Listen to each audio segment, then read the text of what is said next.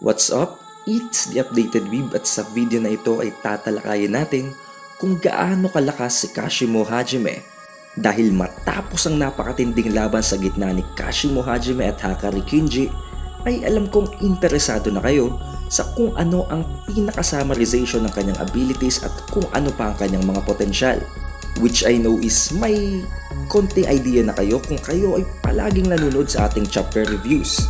Bago ang lahat, kung nagugustuhan mo ang ating latest chapter reviews para sa Black Clover, One Punch Man at Jujutsu Kaisen ay siguraduhin mo na naka-like, naka-subscribe at na-ring mo na rin ang bell button para palagi kang updated tuwing magkakaroon tayo ng mga panibagong chapter reviews sa mga nabanggit na series. Kaya huwag na nating patagalin pa at simulan na natin ang talakayan.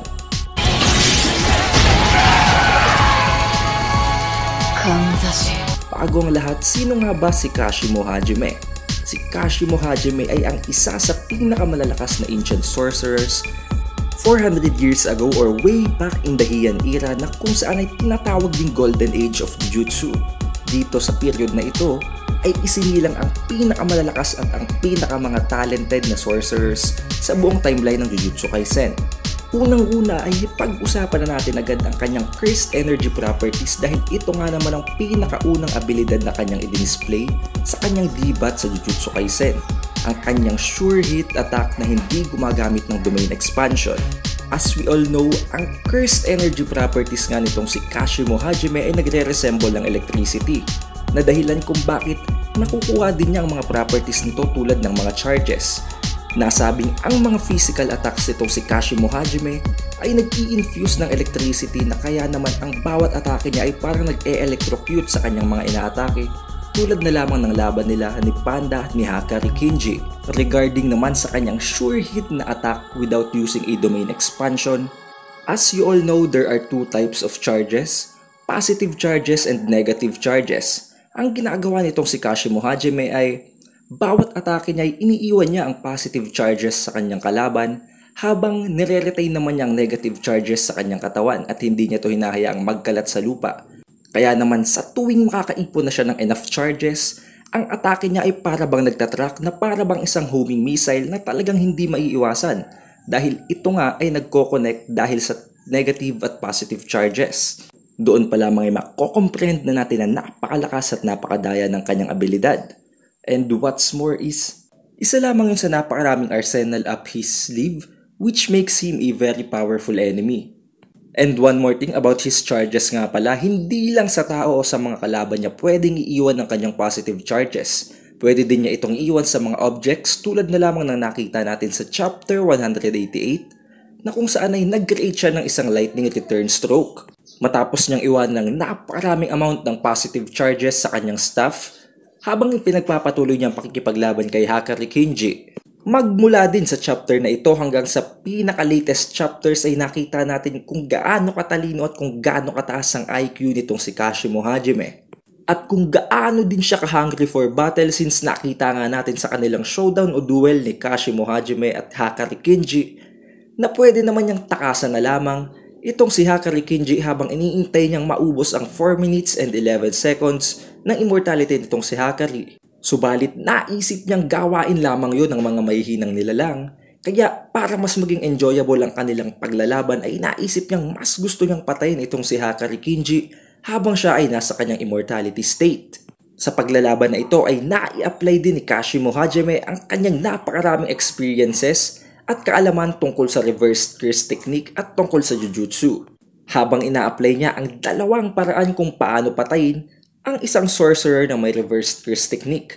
Una ay ang pagwasak ng ulo or ang decapitation at pangalawa ay ang pag-attempt ng poison kay Hakari na parehong nagawa ng paraan ni Hakari since si Hakari ay hindi din natin mamamaliit dahil isa din siya sa napakalakas ng mga karakter sa storya. But still, isang napakalaking asset yon para kay Kashimo Hajime dahil alam nating hindi lang yon ang mga alam niya since isa nga siyang napakatandang sorcerer na way back in the Heian era 400 years ago at nailive din niya ang kanyang buhay hanggang sa siya ay maging matanda na since nakita nga natin sa latest chapters nang magkaroon ng flashback or lore tungkol sa kanyang pagkatao na napakatanda niya na and yet hindi pa rin siya nakakahanap ng worthy opponent. Hence the reason kung bakit nasa Culling Games siya ngayon upang makatapat ngayon ang King of Curses na si Sukuna.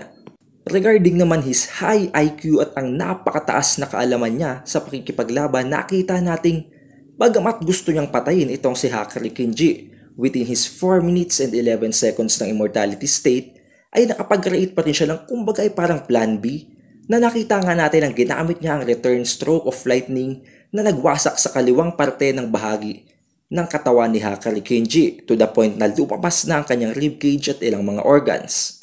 At hindi din niya magagawa ng basta-basta na lamang electrolysis kung wala siyang sapat na kaalaman.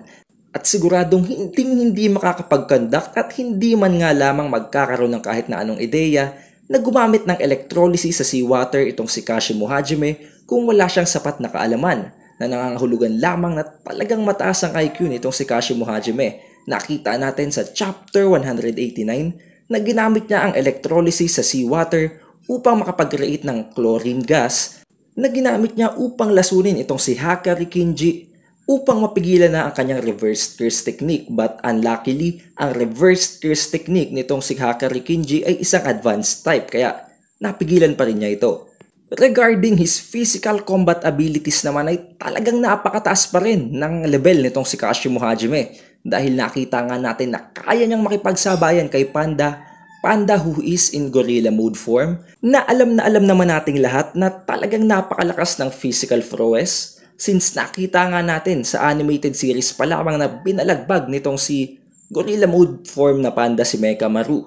At hindi lamang yun, nagagawa pa ang tapatan nitong si Kashimo Hajime ang infinite cursed energy mode ni Hakari Kinji na talagang napakalakas ng physical blows at napaka-heightened na ng overall physical abilities kasama ang speed. Pero nakita nating sumasabay pa rin itong si Kashimo Hajime kay Hakari Kinji na parabang nagmamatch lamang ang kanilang movements to the point na parabang on par lamang sila. However, since may infinite cursed energy nga itong si Hakari Kinji, ay medyo on the upper hand pa rin siya.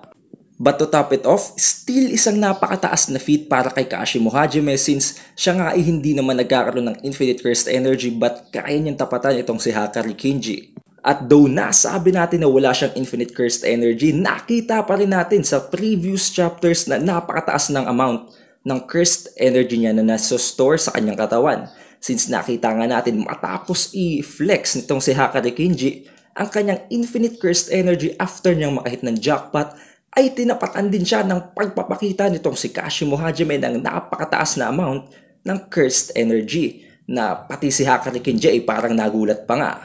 At wag din nating i-neglect ang napakabilis na speed nitong si Kashimo Hajime, since gumagamit nga siya ng electric na property ng cursed energy.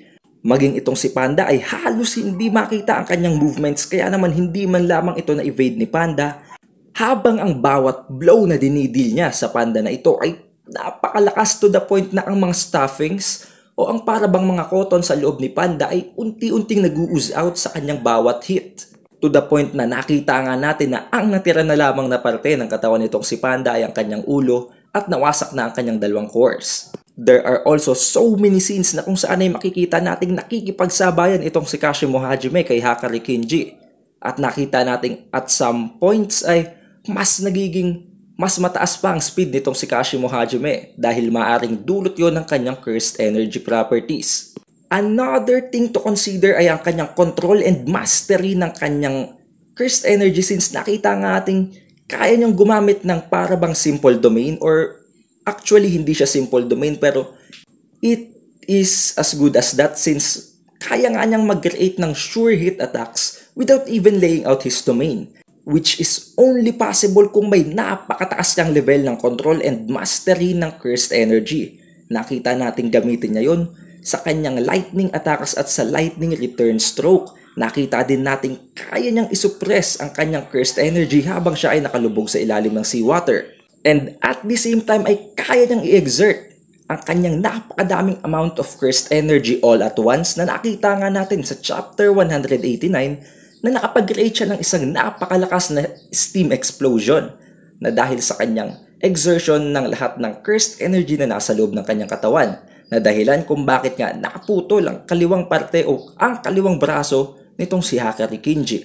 at naging dahilan din kung bakit natapos ang kanilang paglalaban since wala lang ang cursed energy na natitira sa katawan itong si Kashimo Hajime at si Hakari Kinji naman ay hindi na makapag-create ng panibagong domain expansion. At ang pinaka-importante sa lahat, hindi pa natin talaga nakikita ang curse technique nitong si Kashimo Hajime.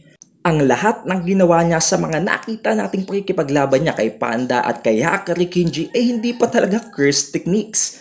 Those are just applications ng properties ng kanyang cursed energy at hindi pa talaga yun ang extent ng kanyang abilities. Kaya wag na kayong magtaka kung sakaling maipakita ni Kashimo Hajime ang kanyang cursed technique at para bang ito ay on the level na ng domain expansion without even laying out a domain. Dahil nga kung ang application pa lamang niya ng kanyang cursed energy properties ay napakalakas na to the point na kaya nitong tapatan ng infinite cursed energy ni Hakari Kinji, it's only a possibility na kaya niyang mag-create ng maximum techniques or domain expansion for himself. We don't actually know what certain type or anong klase ng technique ang kanyang cursed technique, pero since it is connected nga sa lightning, maaaring ang technique niya ay magbigay sa kanya ng ultra godspeed tulad na lamang ng ginagawa nitong si Killua, or maaaring magbigay sa kanya ng panibagong transformation or domain expansion. Who knows, malalaman natin yan kapag nakita na natin ang paglalaban ni Sukuna at ni Kashimo Hajime, since nasabi nga nitong si Kashimo Hajime na kay Sukuna niya lamang gagamitin ang kanyang curse technique. Dahil nga daw ang kanyang curse technique ay may nag-iisang downfall at isang beses niya lamang ito magamit. Maaring dahil ang curse technique niya ay fueled by his life force, na dahilan kung bakit maaaring mamatay siya kapag ginamit niya ito ng paulit-ulit at pwedeng gamitin niya lamang ito ng isang beses. But after all of this trouble trying to find Sukuna for a worthy battle, sa tingin nyo ba guys, kaya bang tapatan itong si Kashimo Hajime si Sukuna na 20 finger level na? I don't think so, since kahit na gaano kabilis at gaano kalakas itong si Kashimo Hajime, alam kong hinding-hindi at alam kong alam nyo din na hinding-hindi kayang tapatan nitong si Kashimo Hajime si Sukuna, dahil nakita nga natin na ang 15 finger Sukuna pa lamang ay kaya ng babuyin maging ang disaster level curse na si Jogo. It all comes down na lamang kung ano ba talaga ang kanyang natatagong curse technique, kung anong klase ng abilidad ang kayang i-display ng technique na ito. Since hindi pa din naman natin nakikita kung ano ang curse technique niya, kaya wag na muna natin siyang i-judge. Pero hindi niya matatalo si Sukuna. Ang pinakamataas na level lamang na maaari niyang makamit ay ang mabigyan ng thrill ang laban nilang dalawa, subalit hindi niya matatalo si Sukuna. At hahawakan ko ang opinion ko na yon hanggang sa dumating ang point na maglaban na silang dalawa. Against kay Gojo naman, I don't think di na kayang tapatan nitong si Kashimo Hajime si Gojo, since ang nag-iisa at pinaka-issue nga sa pakikipaglaban kay Gojo na ang limitless or ang infinity niya, hindi mapapatay nitong si Kashimo Hajime si Gojo hanggat wala siyang abilidad na kayang mag-bypass ng infinity. Regardless ng kung gaano siya kabilis, kung gaano kalakas ang atake niya, at kung gaano kataas ang kanyang kaalaman, hindi pa rin niya matatalo itong si Gojo unless may alam siyang technique kung paano i-bypass ang infinity, since alam din naman niya kung paano i-bypass ang reverse curse technique. Except sa advanced mode, maaring may alam din siya since way back din naman ay nagraran na ang bloodline ng Gojo clan. But who knows, maybe makikita natin yan sa mga susunod na chapter releases pa. But as of the meantime, ang latest chapter release ay umiikot muna sa laban nila Kamo Noritoshi at Maki Zenin laban kay Cursed Spirit na Oya na nasa pupa form. Be sure to check that out, since isang napakaganda at napaka-banger na paglalaban ang nangyayari ngayon sa Sakurajima Colony. Kung gusto nyo namang ma-review o mapanood pa ang ating analysis ng laban ni Kashimo Hajime at ni Hakari Kinji, i-check out nyo lamang ang chapter reviews natin para sa Jujutsu Kaisen chapter 186, 187, 188, 189, and 190.